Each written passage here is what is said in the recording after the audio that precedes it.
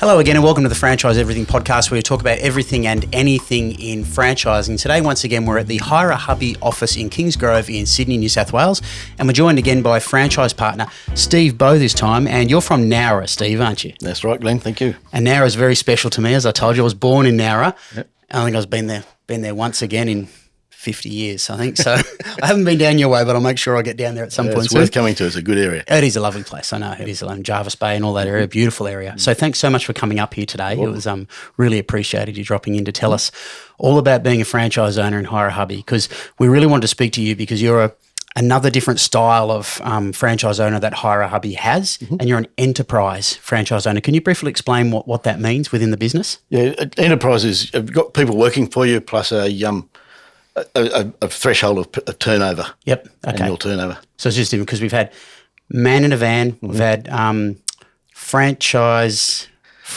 with what was the other one? Yeah, man, you and two. You and two, that's it. Sorry. So two employees, yeah. Brendan, the CEO, keeps telling me, and I keep going, I got to go. But I keep forgetting the terminology. Thanks again for joining us. So now, and you've got an interesting structure in your business as well. So you're very much a husband and wife business as well, not only enterprise, but husband and wife. Can you tell us about the way that you run your business with your wife and how that works? That must be fantastic to work together. Yeah, look, it is fantastic. We live together, we work together, and holiday together, which is even better. Yeah. Chrissy, my wife, she's very active in the business, has her team of partners, which we'll talk about, people as well, which we'll talk about in a minute. And she does a lot of the admin, and she keeps me under control. Absolutely, got to keep you under control. So you've been in the business 10 years, that's 10 right, years, isn't it? Yep. Okay. So what's your background? What's your background in the business for this? Because you're Hire A Hubby doing all this stuff now, but you weren't a maintenance person or a handyman before that at all. So No. let's run through a bit of a history that we've talked about prior to this together. Oh, look, I've had a broad history of things I've done. I was a motor mechanic to start with, and then got into computer IT work. Yeah.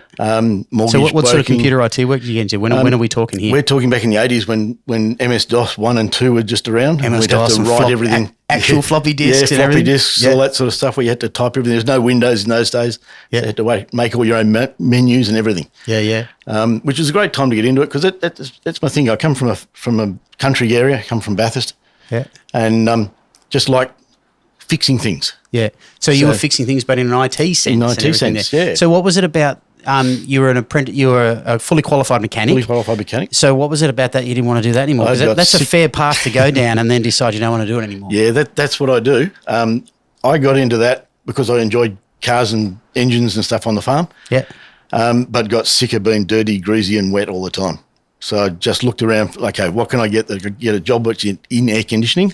IT, went off and did a training course in IT. And that's why when you were talking to me beforehand, I said air conditioning and IT. I didn't see how that made sense. And can you explain how that makes sense? Yeah, for the non-IT back in people those out there? days in particular, every computer had an IT room and it all was air conditioned. So Yeah. if you worked on computers, you were in air conditioning rooms. Yeah. That suited me right down to the ground. Excellent. So no more wet, cold and greasy. Exactly right. Straight into a nice, cool air-conditioned room. Yeah. So what was it from there? So you were into IT and you started moving through there. Yep. So how did your career path move on before you got here? Because you've been Hire A Hubby now 10 years. Yep.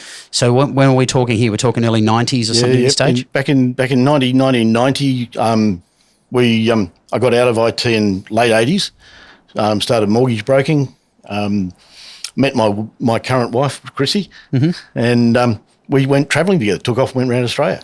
So mortgage broking, how long did you do that for? That was about 3 or 4 years on and off. Because gosh, you've jumped around in different things. We do. If I don't enjoy doing it, I don't do it. Yeah. So I like to find things. But all the things I do all revolve around the same thing, which is relationships and customer service. Yeah. Okay? It doesn't matter when I'm working in IT and talking to training people or I'm fixing someone's problems. It's always about the customer service.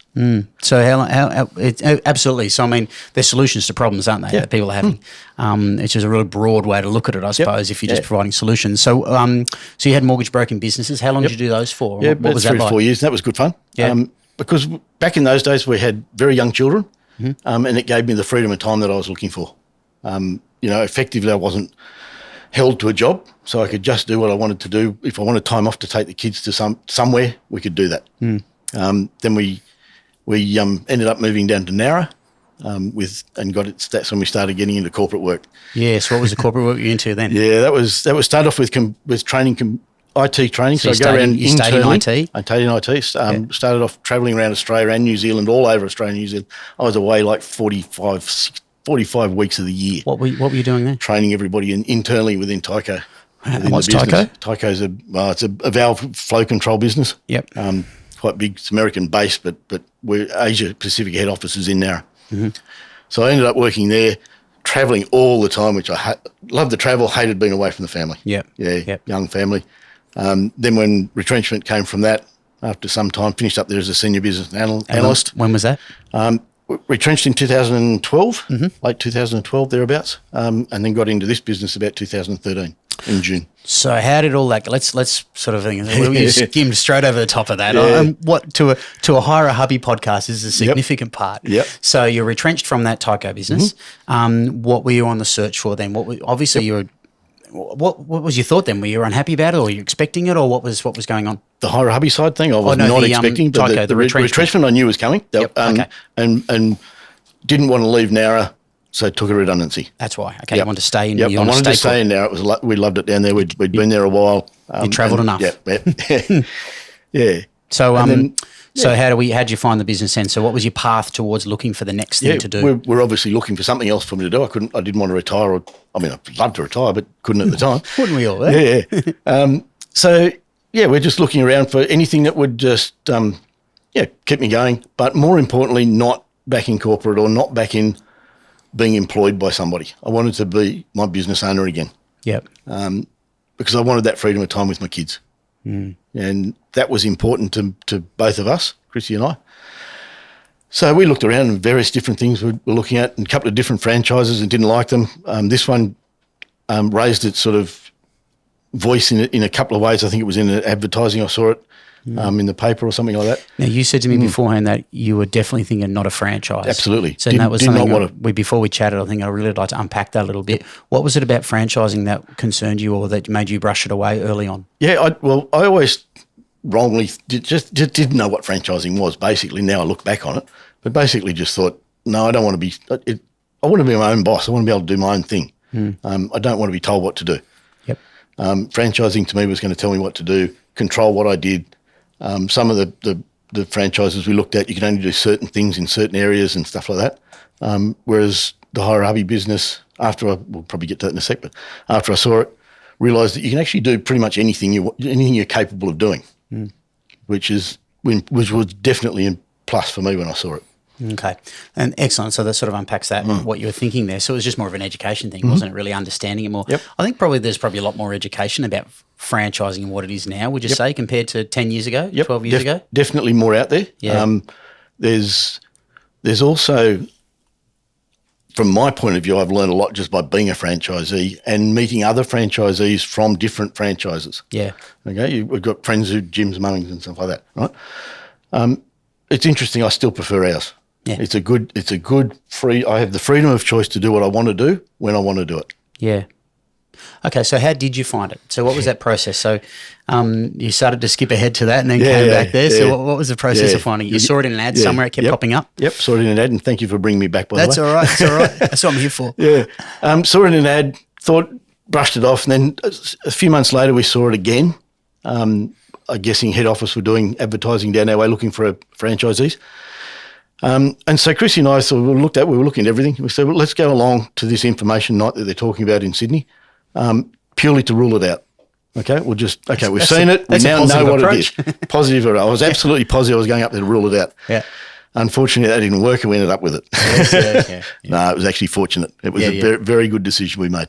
Yeah. So how did you go? What was you thinking around? So you went up there, and because I'm interested in these because I've been seeing a lot of franchise companies doing presentation nights, and there's been that, but not as many as I thought, because I think the face-to-face stuff is really important because you can really get to meet people and talk to people about it. Like expos and stuff, I think are really, really good to meet and understand franchising.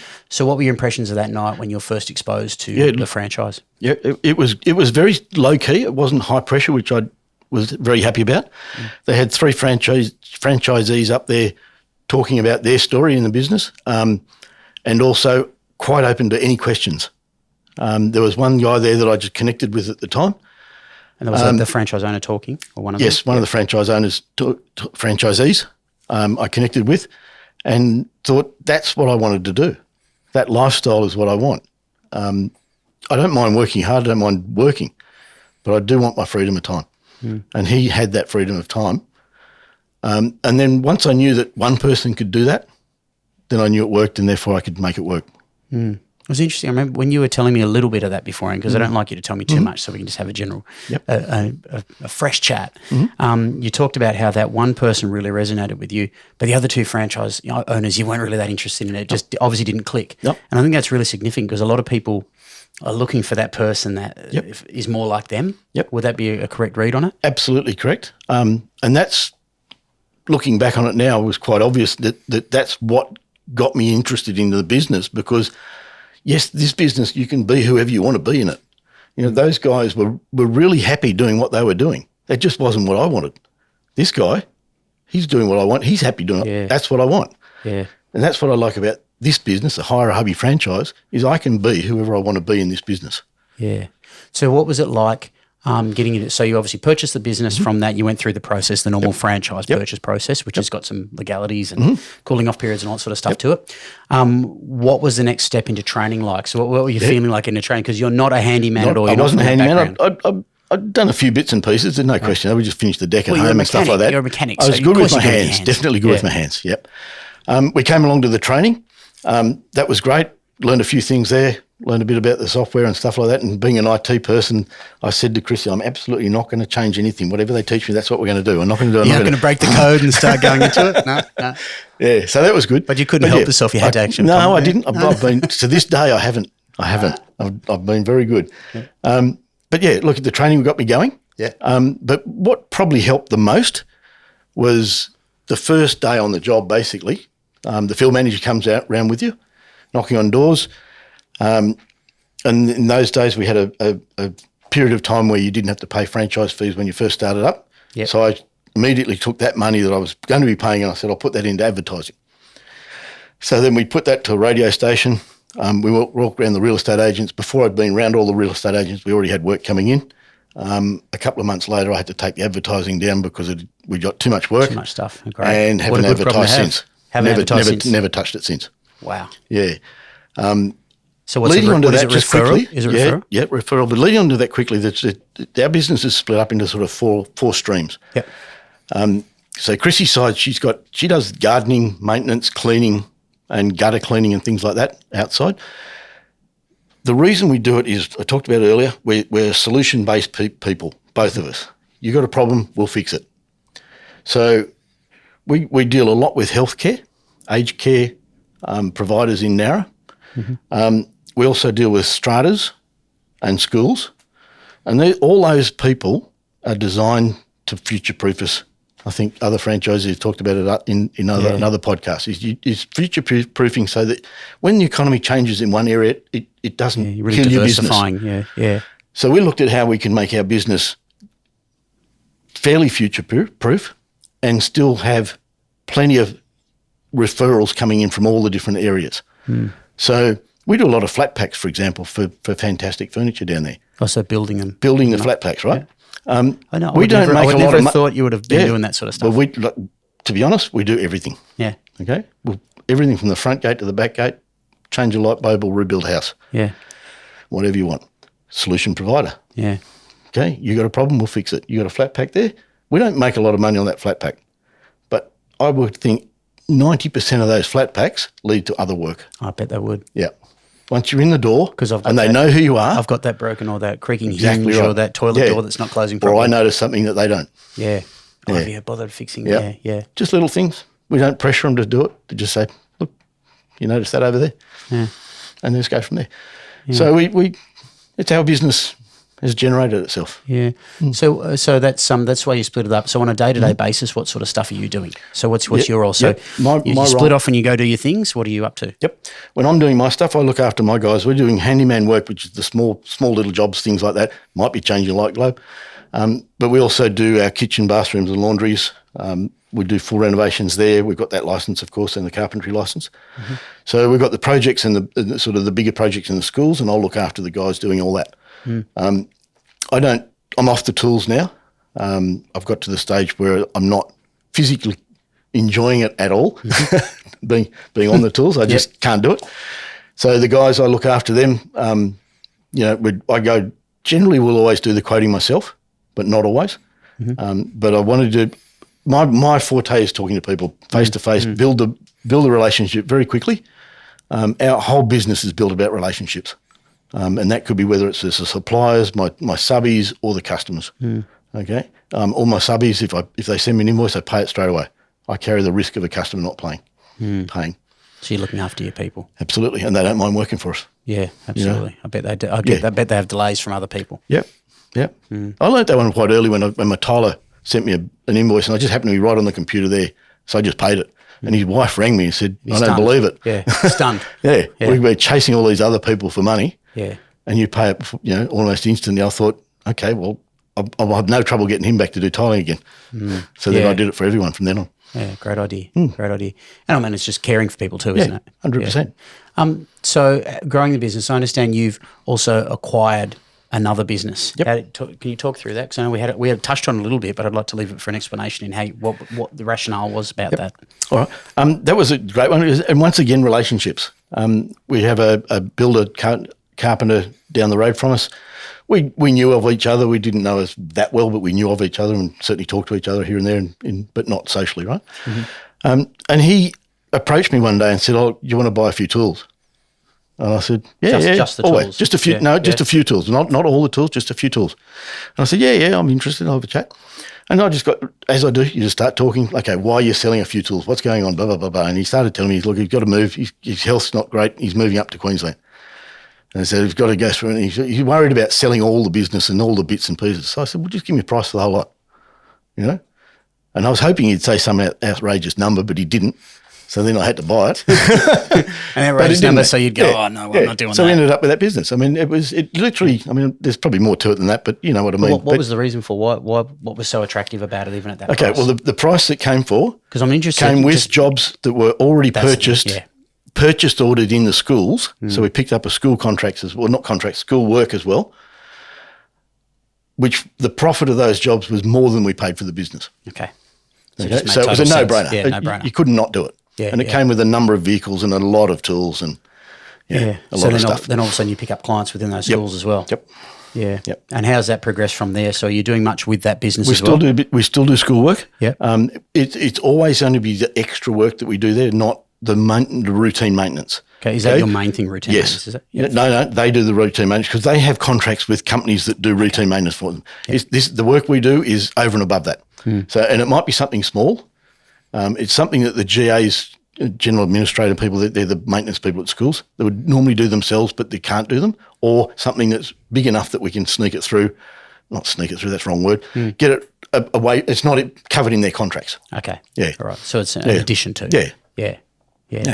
So what's your main focus in the business as far as growth goes in bringing on new clients? Is that your main thing? Because you say you go out and do the quoting, you prefer to do all the quoting. Yep. So how are you building your clients? Because you've got yourself beyond enterprise, which is beyond a significant growing business. How do you keep going that? How have you been able to make that happen? We don't look for new clients, they find us. Yep. We look to keep the clients we've got. We do work on that in the sense that we because you don't advertise at all. Don't advertise. No. In fact, if someone asks me for a business card in the street, I'll say, we're on the internet, look it up. And the people who are serious, and I'll talk to them, don't get me wrong, at first, but the serious ones will do it, right? But I won't give them, I don't even carry business cards with them anymore. Don't need to. Because I suppose you're partly protected in any case by the fact that you've got an exclusive trade area anyway, don't you? So if someone's coming off the web, they're coming from that postcode, they're yours anyway. They're ours. Yeah. And it is good. It's good being a regional. I enjoy that. I like to have my autonomy. But having said that, head office is always here if I ever ring up. There's always support. And the network of Hire A Hubbies out in Australia is crazy. There's somebody who's done something that you're looking to do. It's interesting you mentioned it's good being a regional because the other two franchise partners spoken to today are Metro. So what are the differences that you see them in operating as a regional, the advantages from you and that you like being a regional compared to, say, if you're a Metro? You think there's much difference there? Look, there's a couple of differences. The one big difference for and I might be stereotyping a little bit, but correct me if I'm wrong. Go for with it. With a regional area, if I own the Nowra territory, within Nowra you've got all classes of people in Nowra. Whereas generally speaking in Sydney, if you own a suburbs or a few suburbs, you get the same type of people in that suburb. Okay? So, and that's why I say I'm not sure I'm stereotyping that, but we get everything. So you'll get, and each one of those those classes of people will promote different work to you. Yep. Okay. So we make sure we're available to do whatever they need us to do. Mm-hmm. That's probably the best thing I like about being regional. And the other thing is I'm me. You know, it's just me and my team. And then I come to Sydney regularly to meet up with the other guys so I can talk to them about what's going on and building relationships with other franchisees so that I can talk to them if I need to. Yeah. So for you in Nowra, what do you see as the future? What are your, so if you're not advertising for people, how are you doing? What's your plan for the future with growth and everything? You're bringing on more people to scale that business even more. Is that the plan for the future? If I could hire 2 people tomorrow, I would. Okay.